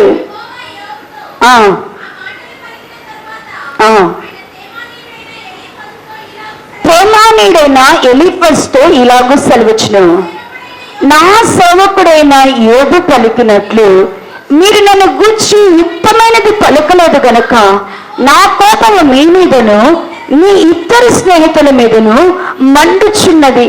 చాలా అండి, ఇక్కడ యోబు గారిని గురించి దేవుడు మాట్లాడుతున్నాడు. యోబు గారు సమస్తమును కలిగి ఉన్నప్పుడు తన మొదటి స్థితిలో ఎలా ఉన్నాడు యోబు గారు అంటే, దేవుడు సాక్ష్యం ఇస్తున్నాడు, నీతిమంతుడు, యథార్థవంతుడు, భయభక్తులు కలిగిన వాడు అన్ని చెప్తున్నాడు. యోబు గారు ఆ ఊజు దేశంలో గొప్పవాడు, ధనవంతుడు, ఆయనకి ఏమున్నాయి? మంచి ఇల్లు ఉన్నాయి, 10 మంది పిల్లలు, 10 మందికి ఇల్లు ఉన్నాయి, 10 మందికి ఇల్లు ఉన్నాయి, 10 మంది బిడ్డలకు సొంత ఇల్లు ఉన్నాయి. అంతేకాదు వారికి గొడ్లున్నాయి, పశువులు ఉన్నాయి, వంటలు ఉన్నాయి, సంపద ఉన్నది. అంత సంపద ఉన్నప్పుడు బాగున్నాడు. ఇప్పుడు ఒక రోజున సాతాను కోరుకున్నాడు అంటే ఏమనంటే గనక, యోబుకు నువ్వు అన్ని ఇచ్చి కంచేసావు కాబట్టి, యోబు నీ అంత భయభక్తులు ఉన్నాడు, అంత యథార్థంగా ఉన్నాడు, ఒకసారి ఆస్తిని తీసేసేయి, ఐశ్వర్యాన్ని తీసేసేయి, పిల్లల్ని తీసేసేయి, అప్పుడు ఆరోగ్యం తీసేసేయి, యోబు ఎలా ఉంటాడో చూద్దాం అన్నప్పుడు దేవునికి ప్రశ్న వేసిందంట. దేవుని దగ్గర వాదమాడిందంట సాతానుడు వాదమాడితే యోబును పరీక్షించడానికి సాతానుకి మరి యోబు గారిని దేవుడే అప్పగించాడు, శోధించడానికి అప్పగిస్తే యోబు గారు ఒక్క దినములోనే ఆస్తిని పోగొట్టుకున్నాడు, పిల్లల్ని పోగొట్టుకున్నాడు, మానవ సంతానాన్ని పోగొట్టుకున్నాడు. మరి అలాగనే ఆయన కలిగినటువంటి దాసురాంటిని పోగొట్టుకున్నాడు, ఆయన కలిగినవన్నీ పోయి ఆరోగ్యాన్ని కూడా పోగొట్టుకున్నాడు. చివరికి ఏం మిగిలిందంటేనంట, మొత్తంగా ఆయనకి మిగిలింది ఏంటి అంటే గనక ప్రాణం ఉంది, ఆరోగ్యం లేదు, ప్రాణం ఉంది, ఆరోగ్యం లేదు, తినడానికి సరైన ఆహారం లేదు, ఉండడానికి సరైన నివాసం లేదు, కట్టుకోవడానికి సరైన బట్ట కూడా లేదు, ఆదరించేవారు లేరు, ప్రేమించేవారు లేరు, సహాయం చేసేవారు ఎవరు లేరు. స్నేహితులు కూడా వచ్చి యోబులో లోపాలను కనుగొంటూ బాధపరుస్తున్నారు. మాటల చేత ఏం చేస్తున్నారంట, బాధపరిచేవారే. కానీ భార్య, కట్టుకున్న భార్య కూడా ఏమన్నా అడుగుతుందంటే, ఈ బాధలో ఈ బలహీనతలో బతికేది ఎందుకయ్యా భర్త అంటుందంట. ఈ బాధల్లో నువ్వు ఏం అనుకుంటుందంట, నువ్వు బతకొద్దు, నువ్వు చచ్చిపో, అయితే అట్ట చచ్చిపోమంటుంది అంటే కనుక చచ్చిపోయే ముందు మాత్రం ఈ పరిస్థితిని ఇచ్చిన దేవుణ్ణి 2 తిట్టి అప్పుడు చచ్చిపో అంటుందంట. అయితే యోబు ఎన్ని బాధలు పడినా ఒక్కరోజు కూడా, ఒక్కసారి కూడా దేవునికి విరోధంగా యోబు గారు ఏం చేయలేదంట, మాట్లాడలేదంట.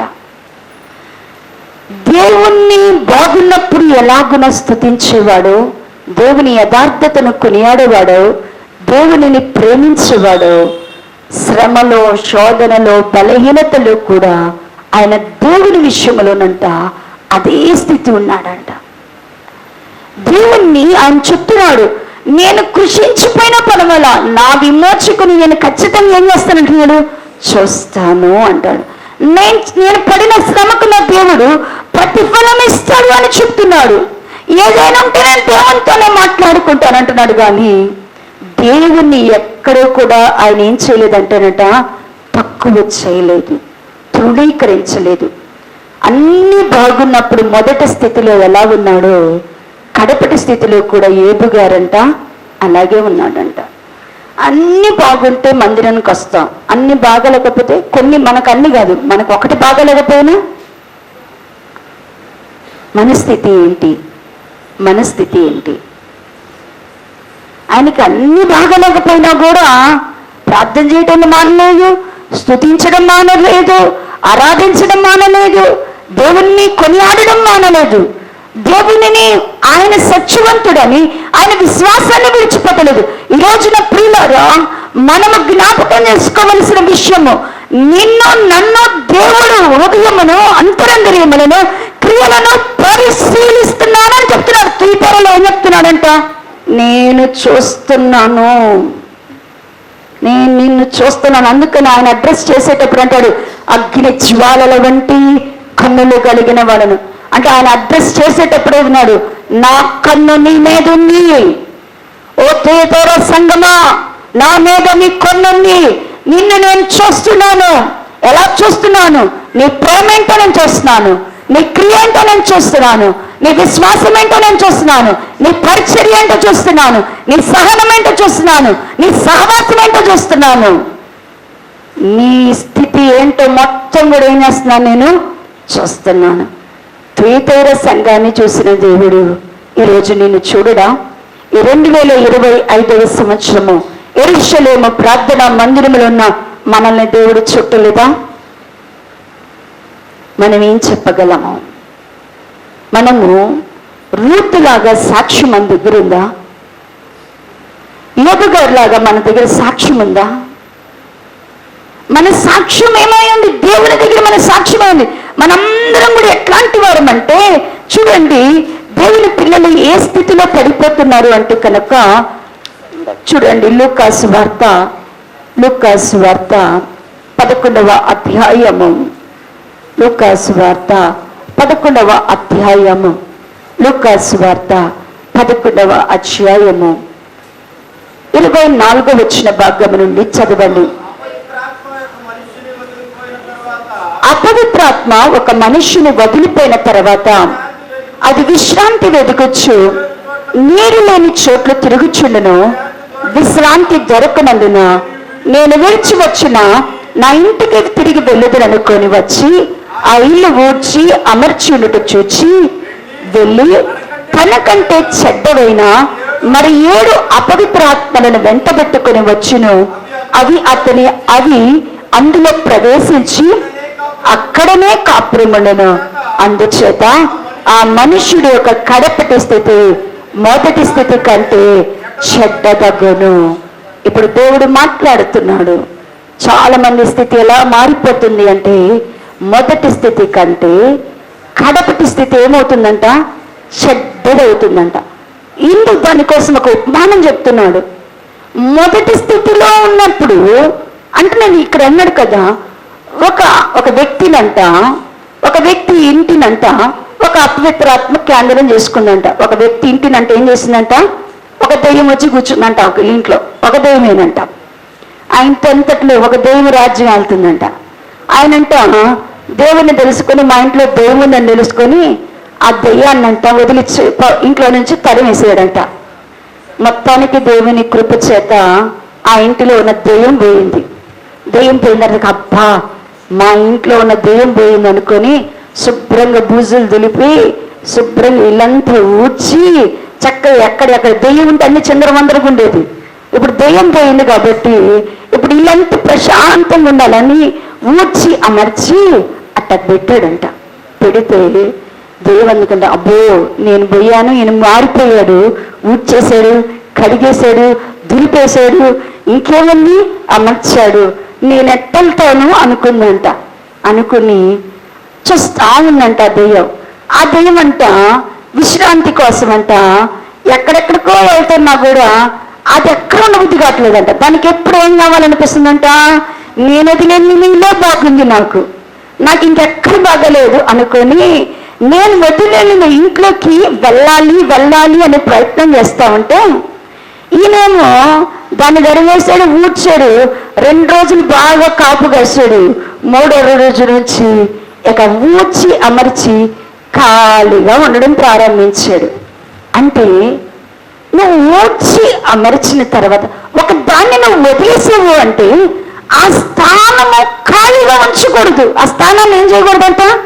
ఖాళీగా ఉంచకూడదంట. ఇప్పుడు నువ్వు కోపాన్ని వదిలేసావు, నీలో ఉన్న ద్వేషాన్ని వదిలేసావు, నీలో ఉన్న అసూయను వదిలేసావు. నేను వదిలేసానని ఖాళీ ఉంటే మళ్ళా ఇప్పుడు కోపం క్రోధంతో పాటుగా ఇంకా చాలా ఉన్నాయి, అవన్నీ వస్తాయి. వదిలేసిన తర్వాత ఇప్పుడు కోపాన్ని వదిలేసిన నువ్వు ఇప్పుడు ఏం నేర్చుకోవాలా? కోపానికి మరి వ్యతిరేక పదం ఏంటి చెప్పండి? కోపం లేకపోతే ఏముండాలి? కోపం లేదనుకోండి, ప్రేమ ఉండాలా, ఓర్పు ఉండాలా, సహనం ఉండాలా. కోపాన్ని వదిలిపెట్టాడు. కోపం లేని స్థానంలో ఏముండాలి? అక్కడ ప్రేమ ఉండాలి. ఇది తెచ్చుకోలే, ఓర్పు తెచ్చుకోవట్లా, సహనం తెచ్చుకోవట్లా, విశ్వాసాన్ని తెచ్చుకోవట్లా, పరిశుద్ధత తెచ్చుకోవట్లా. ఊడ్చి ఖాళీ పెట్టేసి వెళ్ళిపోయింది దెయ్యం. ఇంకదే ఆనందంలో ఉన్నాడు. ఈ దెయ్యం చూసింది అపవిత్రాత్మ. ఒక నెల తర్వాత వచ్చినా కూడా నేను వెళ్ళిపోయినా, నేనున్నప్పుడు నా ఒక్కదానికే సరిపోయింది ఇల్లు, ఇప్పుడు ఖాళీగా పెట్టాడు. ఇప్పుడు ఎంతమంది వచ్చి ఉండొచ్చు? 7 వచ్చి ఉండొచ్చు అని కోపం అంట. ఓ కక్ష నాతో రా, ఓ క్రోధమా నాతో రా, ఓ పగ నాతో రా, ఓ నరహత్య నువ్వు నాతో రా. కోపంలో నుంచి వచ్చినాయే కదా ఇవన్నీ. ఓ అసూయ నాతో రా. ఇదివరకు నేను ఒక్క కోపంలో ఉండేదాన్ని, ఇప్పుడు నాలో ఏమున్నాయి? కోపంతో పాటు పగుంది, కక్ష ఉంది, దూషణ ఉంది, బూతుంది. అప్పుడు కోపమే, ఇప్పుడు ఏడున్నాయి. ఎందుకు?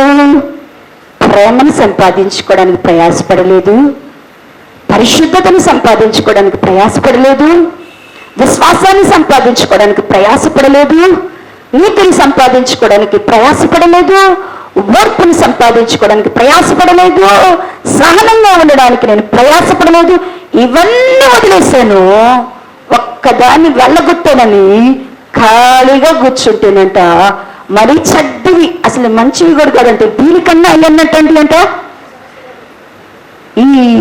వీటికన్నా కూడా ఏంటంటాడు అవన్నీ ఇంకా మరీ చెడ్డమైన ఏటి వాటిని తీసుకొచ్చంట. ఇదంట నాతో పాటు మీరు కూడా ఇంట్లోనే ఉండొచ్చు అనుకుని కూర్చుంటేనంట. అప్పుడు అతని పరిస్థితి, అతని ఇంటి పరిస్థితి ఏంటి అంటేనంట, మొదటి స్థితి కంటే కడపటి స్థితి ఏమైందంట? ఒక్కదాని వల్లే చెడ్డోడైపోయాడు. ఇప్పుడు ఏడొచ్చిన తర్వాత ఏంటి పరిస్థితి చెప్పండమ్మా? ఒక్కటి ఉన్నప్పుడే పాప ఉన్నాడు, ఒక్కదాన్ని పెట్టుకున్నప్పుడే అపవిత్రుడైపోయాడు, ఒక్కదాన్ని పెట్టుకున్నప్పుడే దేవుని దృష్టికి దూరంగా కనపడ్డాడు. ఇప్పుడు ఏడుకి తెచ్చిపెట్టుకున్నాడు. ఇతని పరిస్థితి ఏంటి? ప్రియులారా, చాలా మంది భక్తితే కదా, అయ్యా అయ్యా అయ్యా పాపినయ్యా, కాపాడయ్యా, రక్షించయ్యా, మారు మనసయ్యా, అబద్ధం ఆడనయ్యా, అయ్యా అయ్యా అయ్యా అంటావు.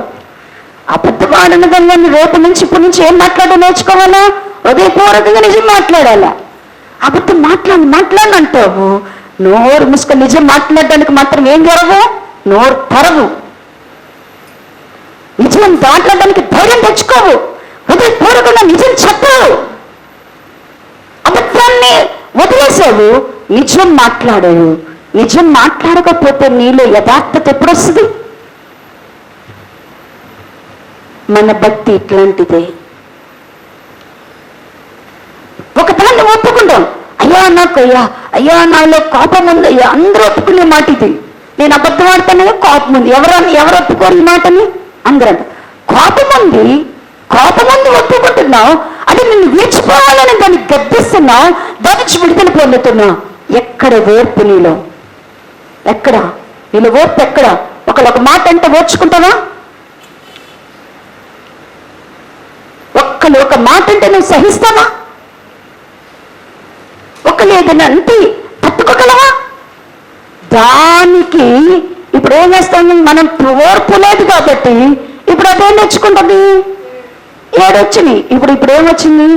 దాంతోపాటు కోపం వచ్చింది. ఇక లోపల ఎన్ని తవ్వడానికి కక్ష కూడా వచ్చింది. అంతకంటే అన్ని గుర్తు చేసిద్ది, మర్చిపోయినాయి అన్ని. పగ ఏం చేసిద్దంట? చిన్నప్పటి నుంచి తవ్విద్ది. నువ్వు చిన్నప్పటి నుంచి ఇట్టంటి దానివేని నాకు తెలుసు. ఎవరు గుర్తు చేస్తున్నారు ఇప్పుడు? పగ గుర్తు చేస్తుంది వచ్చింది. ఇంతకు ముందు కోపమే ఉంది. ఊరిని గబక్కనేదాన్ని అంటే అనేసి గమ్ము నూరుకునేదాన్ని. ఇప్పుడు పగచి చేరింది కదా, ఇప్పుడు ఎక్కడి నుంచి గుర్తు చేస్తుంది? చిన్నప్పటి నుంచి తవ్వుతాయి. కక్ష వచ్చింది. ఏం చేస్తుంది? నువ్వు ఇటు కూర్చుంటే నేను ఇటు కూర్చుంటా, నువ్వు అట్టుంటే నేను ఇటు, నువ్వు కిందంటే నేను పైన, నువ్వు లోపలంటే నేను బయట, నువ్వు మాట్లాడితే నేను మాట్లాడను. ఎంత పంతం, ఎంత పగ ఎక్కడి నుంచి వచ్చింది? నువ్వు వదిలించుకున్న వాటి స్థానములో నీలో ప్రేమ లేదు, సహనము లేదు, నీలో దేవునికి లోబడే ఒక్క గుణలక్షణము లేదు. కాబట్టి నీ స్థితి మొదటి స్థితి కన్నా ఏమవుతుందంట? మరీ చెడ్డది. ప్రస్తుతము దేవుని పిల్లలు ఇక్కడే పడిపోతున్నారు. ఏదో నేను అబద్ధాన్ని ఒప్పుకుంటున్నాను అనుకుంటున్నావు, అబద్ధాన్ని రోజు తరివేస్తున్నాను అనుకుంటున్నావు. సాయంత్రం ఇంటికి వెళ్ళంగానే 7 రెడీగా ఉంటున్నాయి నీ కోసం నీలోకి రావడానికి. ఇక్కడేమి తమిదాన్ని అబద్ధాన్ని ఏం చేస్తావు? కోపాన్ని, అబద్ధాన్ని, అన్యాయాన్ని, దోషాన్ని అన్నిటినీ ఎక్కడేం చేస్తావు? నేస్తున్నామో నా నుంచి పోవును కాక అని ఇక్కడ అంటావు. మళ్ళీ ఇంటికి వెళ్ళంగానే ఏమంటావు? నీకు ఇష్టం లేని ఒక్కటి జరిగితే చాలు మొత్తం మళ్ళీ వెల్కమ్ అంటావు. ఏం ప్రయోజనం? మళ్ళీ ఏం ప్రయోజనం చెప్పండి? ఏం మారుతున్న సంఘం? ఏం మారుతున్నాం దేవుని పిల్లలమైన మనము? ఎక్కడ మన మార్పు కనబడుతుంది? ఒక అన్యురాలైన రూతు మంచి సాక్ష్యము బెత్లెహేము ప్రాంతం అంతటికి చెప్పింది. యూదయ ప్రాంతం అంతా చెప్తున్నారు ఏమనంటే కనుక ఆమె యోగ్యురాలు. మొదటి ప్రవర్తన కంటే ఆమె కడపటి ప్రవర్తన ఎలా ఉందంట? మరి యోగ్యముగా ఉందంట. అందుకని ఈ చెడ్డ స్థితి, కడపటి స్థితి చెడ్డదైన వారికి అంటారు కదా, పేతురు రాసినటువంటి పత్రిక ముగిద్దాం. పేతురు పత్రిక, మొదటి పేతురు రాసిన పత్రిక, మొదటి పేతురు పత్రిక 2వ అధ్యాయము 2వ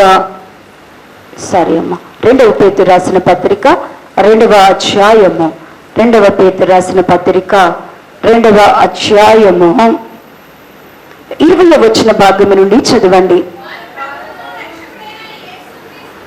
వారు ప్రభువును రక్షకుడైన యేసుక్రీస్తు విషయమై అనుభవ జ్ఞానము చేత ఈ లోక మాలిన్యము తప్పించుకొనిన తర్వాత మరలా వాటిలో చిక్కుబడి వాటి చేత చేయింపబడిన ఎడల వారి కడవరి స్థితి మొదటి స్థితి కంటే మరి చెడ్డదగును. వారి నీతి మార్గమును అనుభవపూర్వకముగా తెలుసుకొని తమకు అప్పగింపబడిన పరిశుద్ధమైన ఆజ్ఞ నుండి తొలగిపోవట కంటే ఆ మార్గము అనుభవపూర్వకముగా తెలియక ఎండుటయే వారికి మేలు.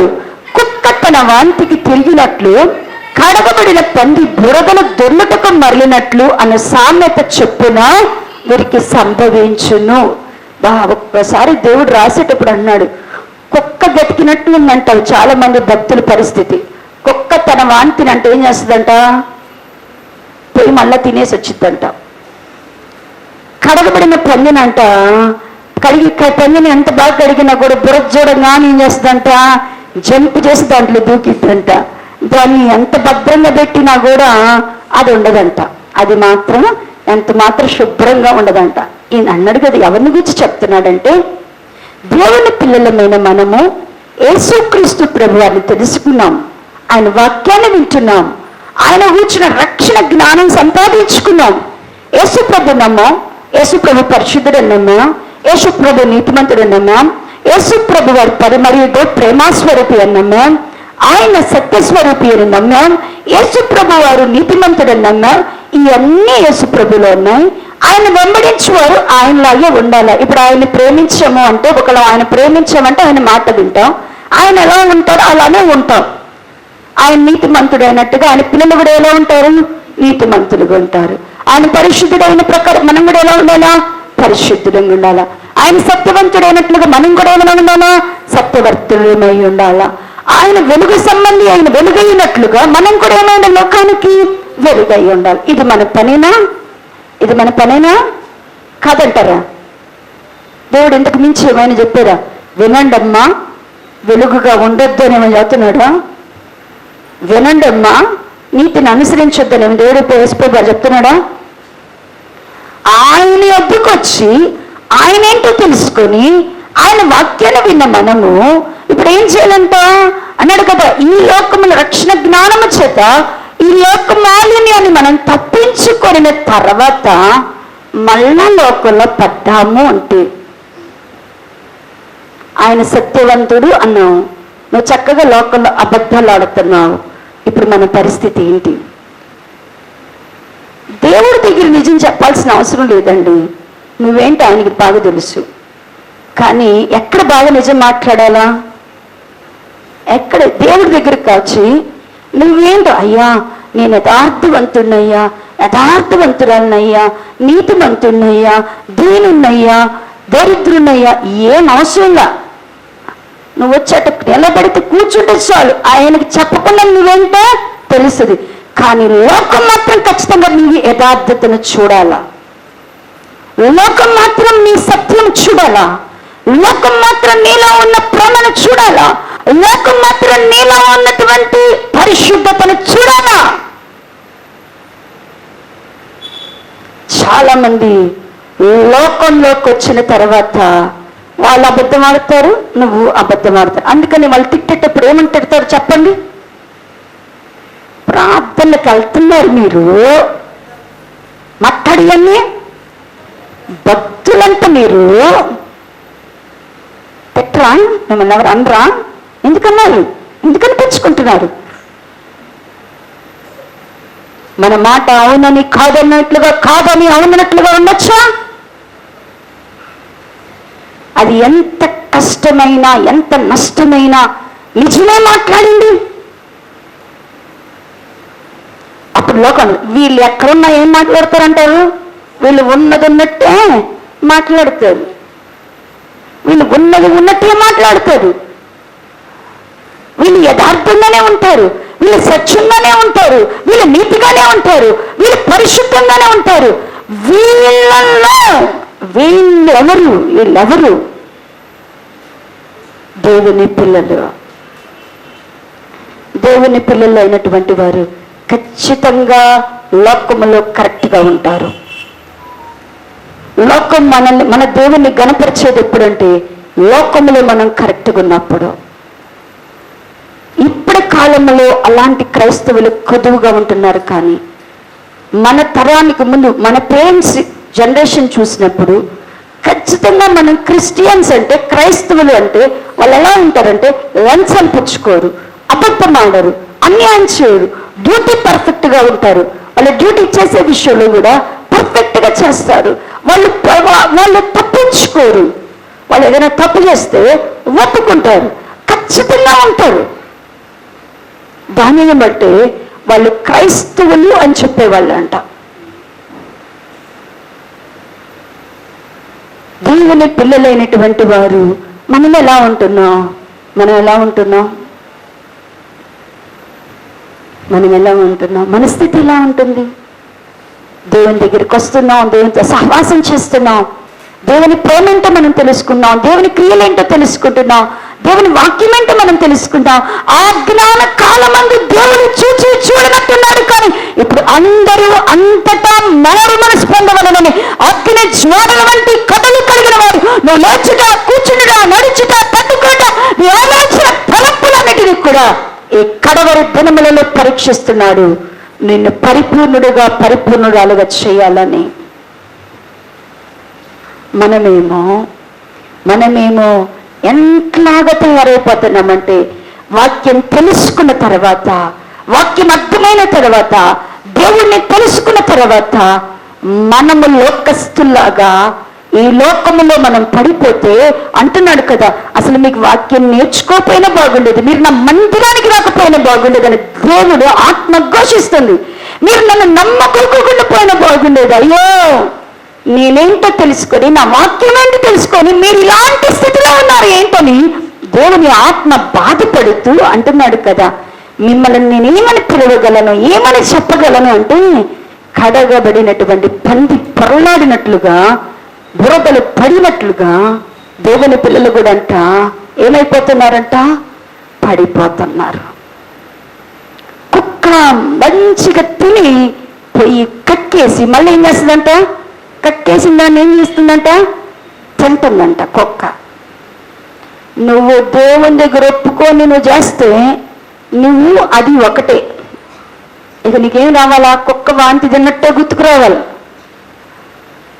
అలాంటి స్థితి మనకొద్దు.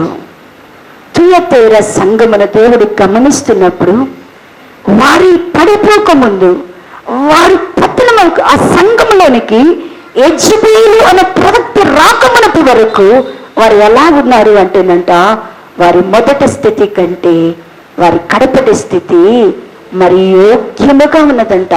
వారి మొదటి క్రియల కంటే కడపటి క్రియలు అధికముగా ఉన్నాయంట. ఇప్పుడు యెజబెలు స్త్రీ సంఘంలోకి వచ్చింది. ఈ సంఘాన్ని ఎలా మార్చిందో వచ్చి వారిని ధ్యానం చేసుకుందాం. తలలో ఉంచినట్లయితే ప్రార్థన చేసుకుందాం.